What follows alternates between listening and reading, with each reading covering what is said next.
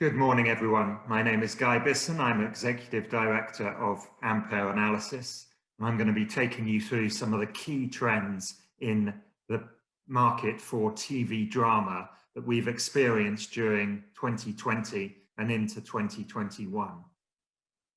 Just a quick introduction to Ampere Analysis. We're a London-based company specialized in the entertainment business.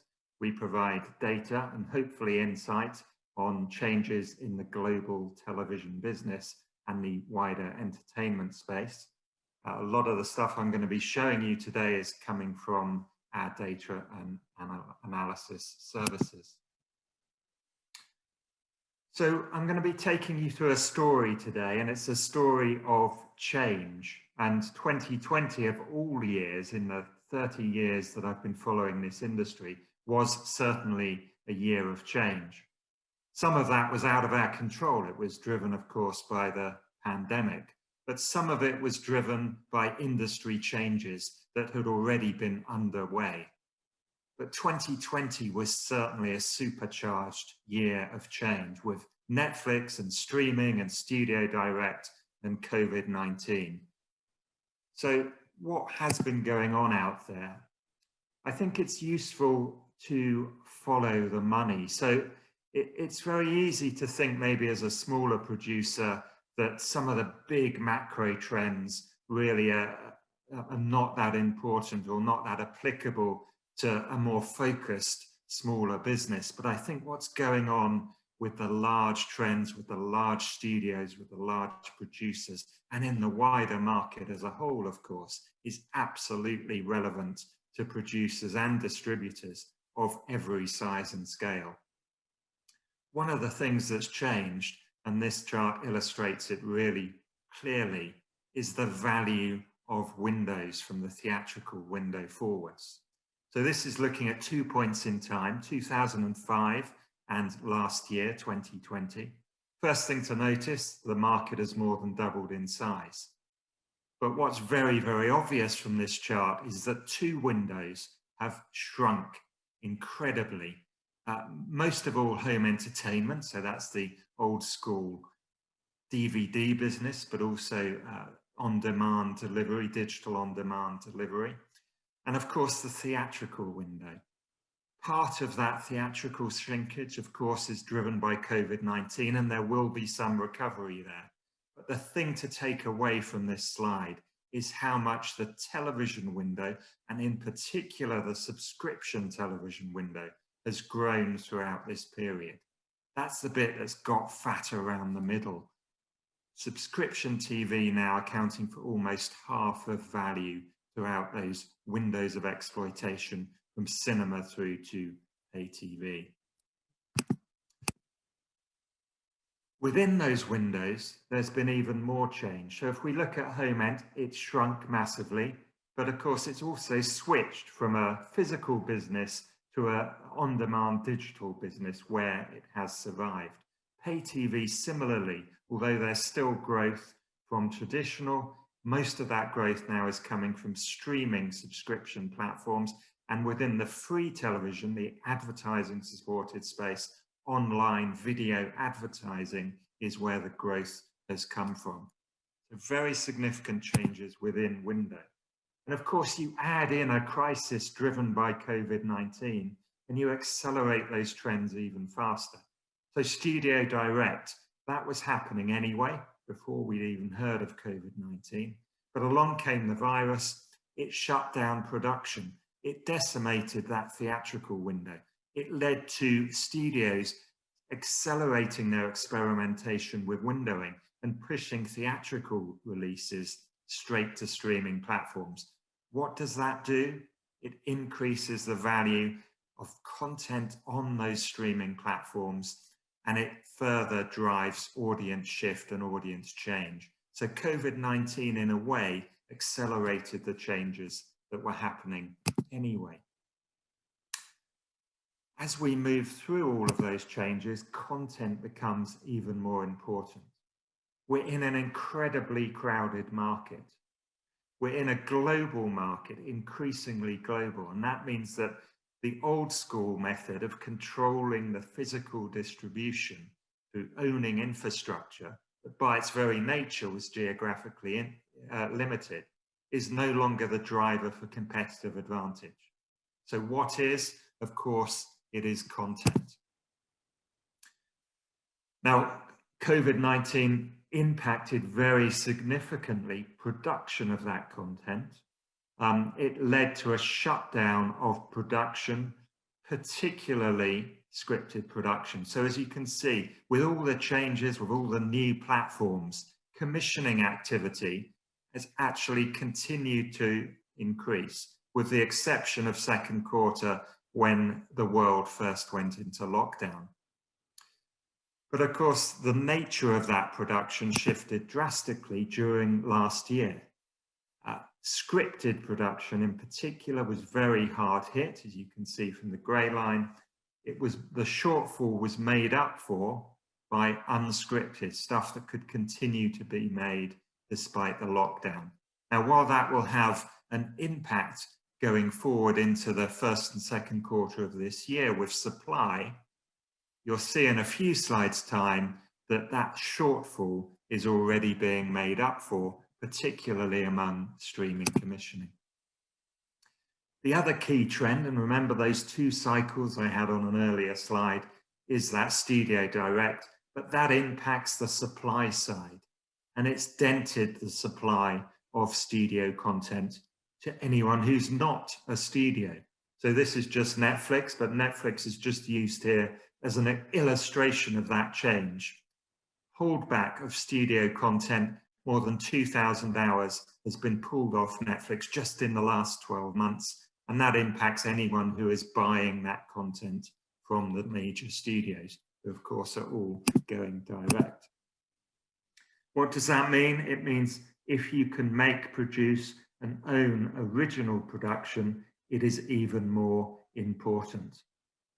So just looking at those new streaming platforms, they have 803 productions currently in the works, in development or in production. 80% of those are scripted. So while they've embraced unscripted, particularly last year during the pandemic, scripted is still the driver. And nearly 2 of every 3 of those fall into the top 3 types or genres of content: sci-fi, comedy and crime. So that is what is driving the ongoing production boom for original content from those streaming players. Now, another thing, and if you were at my presentation last year, you'll have heard me talk about this, is globalization of content. And it has a number of impacts on the way we think about production. But one of the interesting things about that is how it positions producers and platforms in terms of the way that they're able to respond to what's been happening with COVID-19. So globalization of content, by which I mean moving production beyond the US, has been central to the way the business has changed in the last 5 years. But it became particularly important during 2020 with the pandemic. Netflix, again used as illustration, but it applies to a number of producers. The Netflix effect has driven globalization. It's the first truly global platform with a global customer base who want content in their own language made with their own characters and stories. 62% of content on Netflix, of original content, at the moment has been made in the USA. But an inflection point was reached in January this year. 62% of upcoming shows are made outside the USA. So an exact mirror occurred as of January this year, and it's an interesting pointer to where the industry is heading. Newer studio platforms are heading down that same path. Yes, Netflix leads, but look already at Amazon, look already at Disney Plus. Very new, but already nearly 30% of its production outside the USA. Why is that? It's because they've already saturated the key customer base within that home market. Some of the newer platforms haven't saturated in their home market, so they haven't moved as fast down that route, but they will. And international production will continue to be a driver. And what I was hinting at earlier with why it's important and has been important in a pandemic is this. We saw that big dip in scripted in production, particularly during Q2 and into Q3 last year. What about recovery of commissioning? Well, you can see that the linear broadcasters have yet to fully recover their commissioning activity to make up for that shortfall. So a big fall against the earlier year in scripted in Q2, but still down even in Q4. Whereas the streamers have had a massive boom in commissioning in Q4 2020 to begin to make up for that shortfall. So signs of a very strong recovery, which is of benefit to the wider industry. Now here's a little trend that I'm going to highlight as not quite a trend, but something that is worth keeping an eye on. And it's the question, does co-production become less attractive in a global market? So again, if you were at my presentation last year, you'll have seen slides on co-production and how key it's become, particularly for some of those global shows, some of those big budget dramas. But the trend looks to be slightly downward. Now, it's not a massively downward trend, as you can see. But think about that previous slide and that massive upswing in commissioning in Q4 last year from the streamers in particular. Yet the proportion that are co-productions is still down against quarters earlier in the year. So it looks like perhaps there's an impact where control of global rights is the more important driver for production than sharing that risk and sharing that budget and bringing on board international partners, particularly for those streamers. So definitely a trend to watch.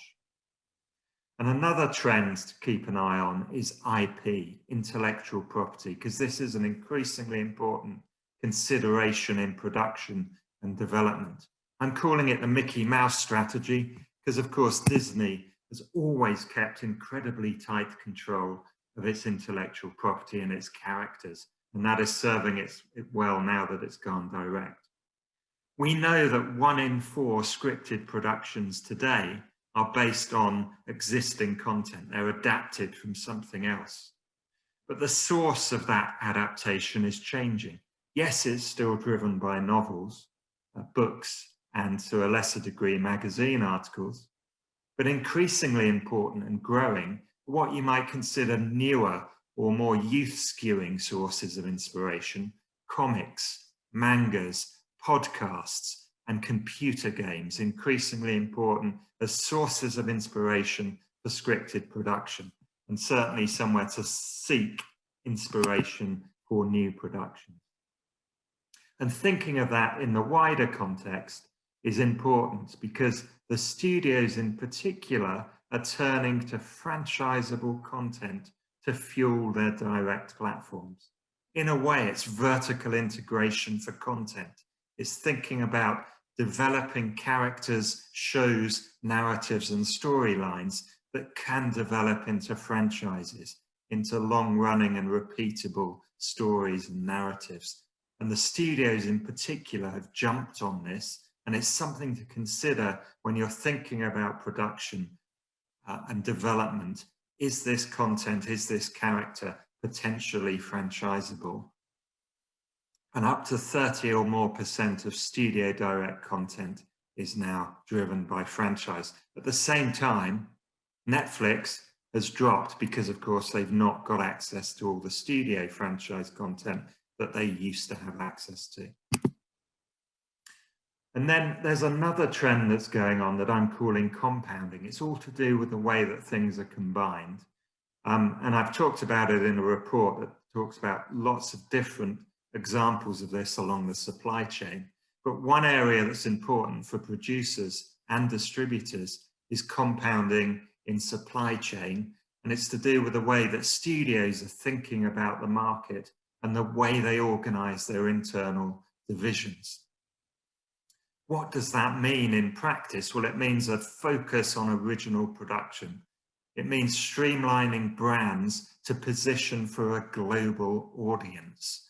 It means aligning management structures, prioritizing distribution to own outlets, and centralizing distribution into a global distribution platform and division that thinks globally across studio divisions and assets. And that's a big change in terms of the way that the studios are behaving and the way that even smaller producers and distributors should be thinking about the market. It has wide-ranging implications. One is that the value of IP is increasing. So Netflix, streamers and others increasingly buying assets that include characters and sources of inspiration for their drama. The implementation of a new studio talent system, so tying up talent. I've used Bridgerton here, Netflix show, as an example. Shonda Rhimes, they're tied up in a deal with Netflix, but increasingly production talent is being pulled into the new studio star system. Nothing new, Hollywood's always done that, but it's just that that's shifted increasingly towards streamers. And of course, there's a facility shortage that is rapidly being addressed by the build out of new studio facilities and sound stages across the globe. And finally, what are streamers actually commissioning? Well, this is a review of just the 86 shows that have been commissioned since December by the 5 major streaming platforms. So on this slide, we've got effectively 1 out of every 5 of those shows. Now, it's subjective on where their focus is, but I've tried to summarize in one word what each of those streaming platforms is commissioning. Netflix very much focused on that international footprint, looking for stories from diverse international markets. Disney very much focused on its own franchise characters, internally using those characters for shows for Disney+. Amazon looking to breadth in terms of storyline, character, but also international stories like Netflix. Peacock, very much focused, remember, still on its home market in the USA, but embracing diversity, both of gender, race, and sexuality. And HBO Max focused very much on diversity, but particularly racial diversity in terms of its commissioning. So a little hint of where those streamers that are driving the market are looking for their next commission, and positioning shows differently when you're looking for market potential among those streamers. And with that, I'll say thank you very much. There's going to be an opportunity, I think, for questions when we have a one-on-one conversation after this session. Thank you for listening. If there are any questions, or if you'd like a copy of the slides, please do get in touch. Thank you. That was absolutely fascinating. I'll just repeat that email address for the slides or for any questions you have directly for Guy. That's guy.bisson@ampereanalysis.com. Guy is also joining me. Hello, welcome to TV Drama Vision for these follow-up questions. Can you hear me loud and clear?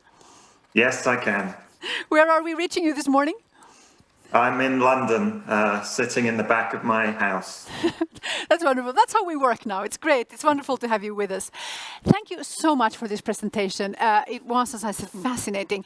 And I have questions. My first question is about this diagram that showed growth of the value of the TV market between 2005 and 2020. Now, obviously, the focus there was on the growth on the OTT streaming services. But I was fascinated to see that also the pay TV market had grown by what to me looked like, well, at least a third. So TV overall has grown at this time. And I think for us in TV drama, we like to think it's because of the breakthrough of premium quality drama. We built this growth for television. But maybe it isn't that simple. What do you think caused it? It's an important point, actually. I think when we look at trends and when we distill them into bar charts and pie charts, we tend to focus on the the point of change. And that point of change, of course, is streaming. But during the period that chart encompassed, the last 15 years, that also embraces the digital television boom. We went from largely analog pay TV in the mid to late 90s into the early 2000s, a massive expansion of digital TV channels. So some of that growth is there. And the other area that growth has come from in pay TV that is non-streaming is emerging markets. So again, we're guilty of tending to think of the Western markets, particularly the US, and we all know that traditional pay TV is in significant decline in the US in particular. But in places like China, Sub-Saharan Africa, India, it's a very strong growth market still. And while streaming is growing in those markets, of course, so is traditional pay TV. So nothing is ever black and white, although we sometimes get that impression from slides. It's a continuum, it's shades of grey and change. And all of this has been going on during that period. And then, of course, the technologies are also converging now so that it's increasingly difficult to distinguish an online pay TV bundle from a cable pay TV bundle. But what I'm hearing you say is that there's an enormous hunger still, like there's a market in the world for those kinds of offers, which is fascinating.